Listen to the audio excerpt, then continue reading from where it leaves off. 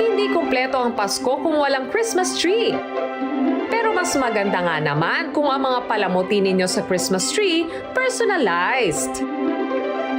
Kaya naisip ni Lea na lagyan ng pangalan at iba't ibang disenyo ang mga isinasabit na Christmas balls. Nag-iisip ako kung ano pa yung pwedeng Christmas-related na i-release ko. Tapos nakita ko na kasi yun sa ibang mga sellers yung acrylic ornaments eh. Nakita ko yung Christmas balls. Tapos dahil makinis po yung pinaka-ball niya, pwede siya lagyan ng sticker ng name.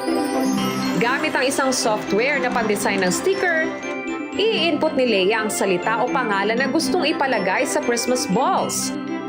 Pagkatapos nito, isasalang niya sa kanyang sticker cutter ang sticker paper. Matapos maputol, mano-mano niya ang tatanggalin ang mga excess na sticker paper at saka ididikit ang disenyo sa Christmas balls. Dahan-dahan yung pagdikit, talagang sinesenter ko. Tapos since pabilog po kasi siya, dapat talaga hindi yung basta lagay ka lang from center to left or right para hindi siya magkaroon ng bukol.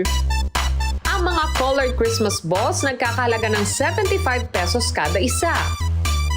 Pero kung para sa buong pamilya, 380 pesos ang isang box na may 7 Christmas balls.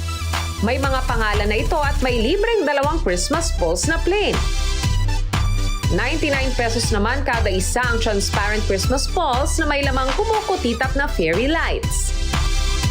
Sa puhunang 12,000 pesos, kumikita si Lea ng 15 hanggang 20,000 pesos kada buwan simula nang pumasok ang Burr months.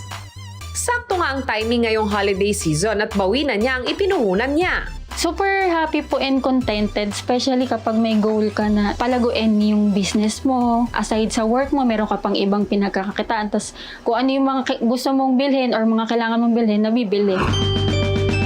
Kapag lumalamig na, alam na this. Simoy Pasko na! Pero mas mag-aamoy Pasko ka raw dahil sa organic Christmas scented soaps na gawa ni Luis. Usually po, di ba, pag magpapasko, parang gusto natin yung amoy ng fresh, parang amoy Baguio, amoy Tagaytay. So, pa yun yung nilagay ko. Tapos, yung apple cinnamon is parang dessert siya, so amoy ng dessert for Christmas. Nagpapalit-palit daw ng theme ang kanyang mga sabon kada season. Mas nagiging mabenta raw kasi ang kanyang mga organic soaps kung hindi raw pangkaraniwan ang mga hugis at itsura nito. Ipakikita sa atin ni Luis kung papaano niya ginagawa ang kanyang mga sabon.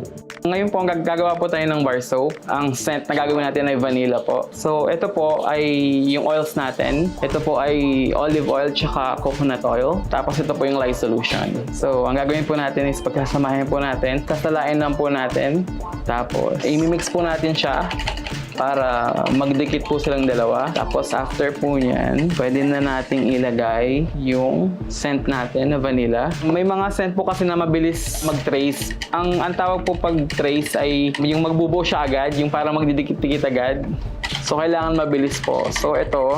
Tapos, I have here po some mica powders. Ito po yung pangkulay sa soap natin. Paalala ni Luis kung susubukang gumawa ng sabon, siguraduhin gumamit ng gloves at goggles dahil posible raw na magkaroon ng hindi magandang reaction sa balat at sa mata ang mga kemikal na ginagamit. Pagkatapos mahalo ang oils at soap chemicals, pwede na itong ibuhos sa molde. I-air dry ito sa loob ng 14 hours at pagkatapos, pwede na itong hati-hatiin. Ayan. So, magiging ganito na po siya. So, ang gagawin nyo lang po is i-clean nyo lang siya sa gilid. Tapos, lalagyan nyo ng stamp. Tapos, ganito na po yung kakalabasan niya. Kada bar ng Christmas scented soap ay naibebenta niya ng 100 hanggang 160 pesos kada piraso. Sa puhunang 5,000 pesos nitong nakaraang taon, nakabawi na raw siya dahil ngayong Christmas season pa lang, kumita na siya ng 22,000 sa kanyang mabangong negosyo. Bukod sa Christmas scented soaps, mayroon din siyang ibinibentang mga sabon na mukhang masarap. Ipanligo!